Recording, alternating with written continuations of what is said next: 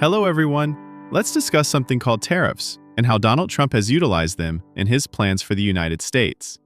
So, what exactly are tariffs? Think of them as an extra tax or fee that a country puts on goods that come from other countries. When a product, such as a car or a shirt, is manufactured in one country and then sold in another, a tariff makes that product more expensive when it crosses the border. Donald Trump has often used tariffs as a tool when he was president, and he talks about them a lot even now. Why? His main idea is to protect American jobs and American businesses. He believes that by making imported goods more expensive with tariffs, people in the U.S. will buy more products that are made right here in America. This, he says, helps U.S. factories and workers. He also uses tariffs as a way to push other countries to make new trade deals that he thinks are fairer for the U.S. For example, he's talked about putting a 25% extra tax on many goods coming from India.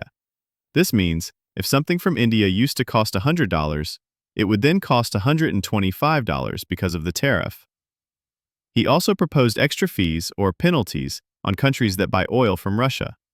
These moves are meant to change how countries do business with the U.S. and to hit back at certain actions. But these kinds of policies have big effects, both good and bad. On one hand, supporters say it helps American companies sell more and keeps jobs in the U.S.